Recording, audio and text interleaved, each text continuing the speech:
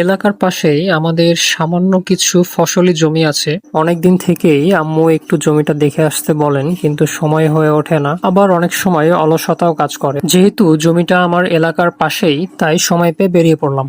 So hello, আসসালামু আলাইকুম বন্ধুরা, কেমন আছেন সবাই? আশা করি সবাই অনেক ভালো আছেন। আলহামদুলিল্লাহ, আপনাদের দোয়া এবং ভালোবাসায় আল্লাহর রহমতে আমিও অনেক ভালো আছি। বৃষ্টির জন্য প্রকৃতির রং যেন আরো অনেক অনেক উজ্জ্বল হয়ে উঠেছে। সবুজ গাছপালাগুলো গাঢ় সবুজে পরিণত হয়েছে। যাই হোক, আমাদের জমি অবধি পৌঁছতে একটু কষ্ট করতে হয়, আর সেটাও যদি হয় বৃষ্টির সময়, তবে অবশ্যই একটু সাবধানে যাওয়া লাগবে। কারণ বৃষ্টিকালীন সময় আমাদের জমিতে যাওয়ার রাস্তা ভীষণ পিচ্ছিল হয়ে থাকে। সুতরাং এই সময় একটু সাবধানতা অবলম্বন করতে হয়, নইলে পড়ে গিয়ে দুর্ঘটনা ঘটার সম্ভাবনা থাকে। আমি এইমাত্র স্লিপ করেছিলাম, তবে আল্লাহর রহমতে পড়ি নাই। আমাদের জমির পাশে বিশাল এই পুকুরটি অনেক পুরনো একটি পুকুর। বাবা মা এবং এলাকাবাসীর কাছে শুনেছি এখানে নাকি ফার্স্টে ইটের ভাটা ছিল, যার ফলশ্রুতিতে এই পুকুরের নাম রাখা হয়েছে ভাটার পুকুর।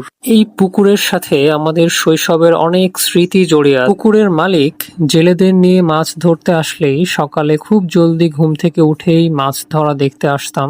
কারণ ছোটবেলা থেকেই আমার মাছ ধরা দেখতে এবং মাছ ধরতে ভীষণ ভালো লাগে, আর এর জন্য আম্মু আব্বুর কাছে অনেক বকা খেয়েছি। ছোটবেলায় আমার আরো একটি ব্যাড হ্যাবিট ছিল, যার জন্য আম্মু আব্বুকে অনেক বিরক্ত করতাম।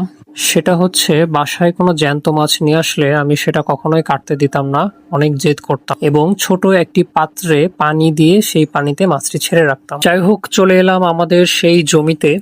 যেহেতু সময়ের অভাবে জমিটি লিজ দেওয়া রয়েছে, তাই যিনি লিজ নিয়েছেন তিনি এই বাঁধাকপি জমিতে রোপণ করেছেন। শীত মৌসুম আসার ঠিক পূর্বেই এই বাঁধাকপি রোপণ করা হয়, কারণ শীতের সময় এটি ফলন হয়। এই বছরেই আমি একটি সহজলভ্য ফসল আবাদ করতে চেয়েছিলাম, কিন্তু বাবা নিষেধ করায় আর সেদিকে এগোয়নি। কিন্তু এইবার লিজ নেওয়া ব্যক্তির লিজের মেয়াদ শেষ হলে ইনশাআল্লাহ পরবর্তী থেকে আমি এখানে আবাদ করব। কারণ এখানকার লিজের অ্যামাউন্ট খুব একটা লাভজনক নয়। এর চেয়ে নিজেই জমিতে আবাদ করা অনেক বেটার।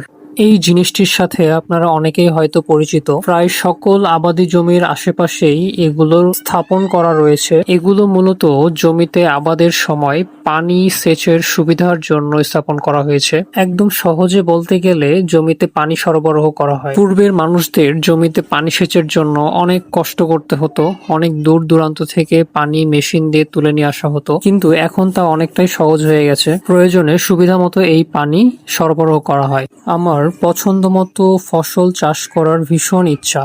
নিজের জমিতে নিজের তৈরি ফসল দেখব, এর চেয়ে আনন্দের মুহূর্ত আর কি হতে পারে। যাই হোক, আমাদের জমির এক